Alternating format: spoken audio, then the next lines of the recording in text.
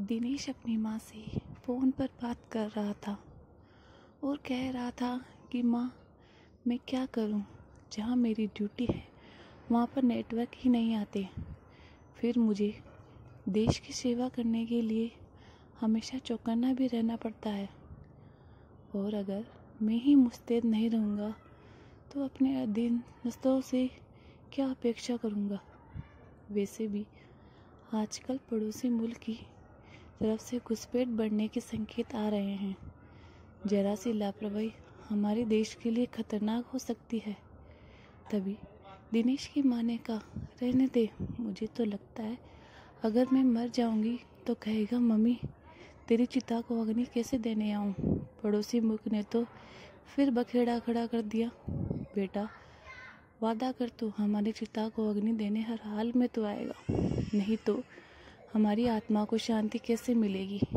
तो दिनेश के पापा ने कहा, बेटा तू माँ की बातों को दिल पर मत ले, मन लगाकर तू देश की सेवा कर। माँ ने कहा, माफ़ कर दे बेटा, बस तू अपना ध्यान रखना। ठीक है, अब मैं फ़ोन रखता हूँ, अपना ध्यान रखना। तभी माँ ने कहा, बेटा एक बात ध्यान से सुन, तेरी माँ कमज़ोर नहीं है, कभी मौका मिलेगा तो तुझे अपनी बहादुरी ज़रूर दिखाऊंगी।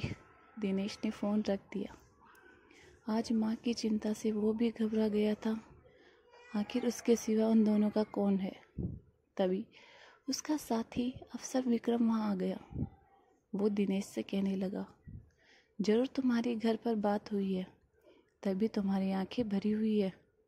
तो दिनेश कहने लगा, हाँ यार, माँ से जब भी बात करता हूँ तो वह खुद भी रोती है और मुझे भी रुलाती है।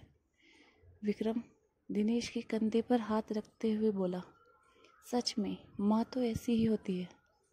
माँ के प्यार को भला कोई समझ सका है। दिन महीने यूं ही बीत गए।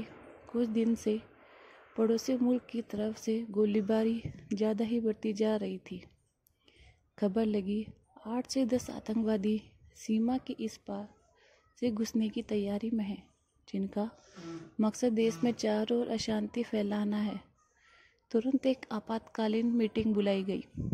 खुफिया सूत्रों से खबर मिली कि उन आतंकी की योजना पास के गांव से सीमा के अंदर घुसना था। दिनेश को खुफिया मिशन का हेड बनाया गया।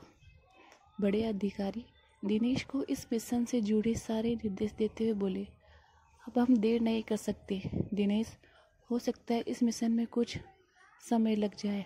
आप सब घर पर संदेश छोड़ दें कि कुछ देर उनसे बात नहीं हो सकती। बहुत ज़रूरी या आपात स्थिति हुई तो आपके परिवार वालों हम लोगों को संदेश भेज सकते हैं। दिनेश घर पर बता दिया कि उसको एक मिशन का हेड बनाया है।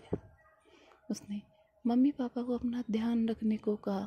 जहाँ पर दिनेश के मम्मी पापा बेटे को इतनी बड़ी जिम्मेदारी मिलने से खुश थे, साथ ही एक माँ बाप के रूप में आशंकित भी थे।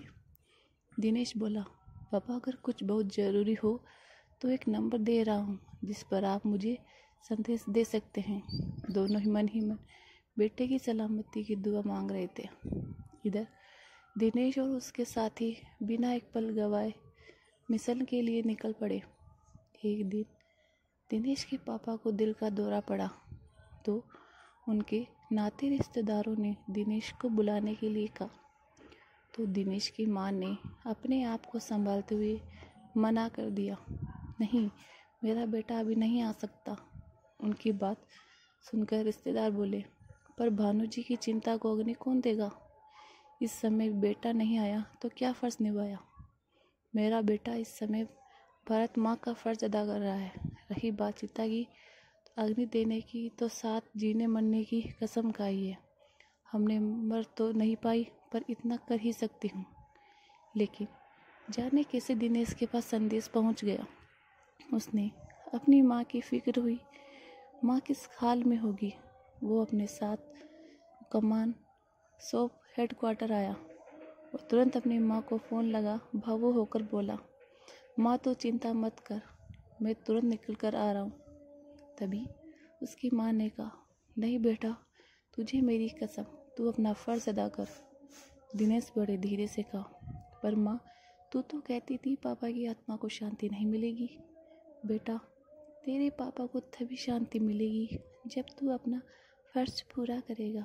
ये हमारी परीक्षा की घड़ी है।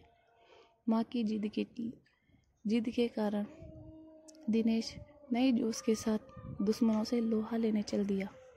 उसके साथियों ने जब देखा कि दिनेश इस वक्त भी अपने कर्तव्यों से मुंह नहीं मोड़ा तो वो भी 2 गुने जोश से मैदान में कूद पड़े। इधर दिनेश की माँ अपने पति की चिता अग्नि दे रही थी, उधर दिनेश बड़ी बहादुरी से अपने मिशन को अंजाम दे रहा था। जल्द ही सारे आतंकवादियों को उन्होंने बिना किसी नुकसान से ढेर कर दिया। हर तरफ दिनेश की वीरता के चर्चे थे। अब दिनेश तुरंत अफसरों से आगे ले अपनी माँ के पास चल दिया और दिनेश की माँ अपने बेटे की वीरता सुन बड़ी खुश हुई।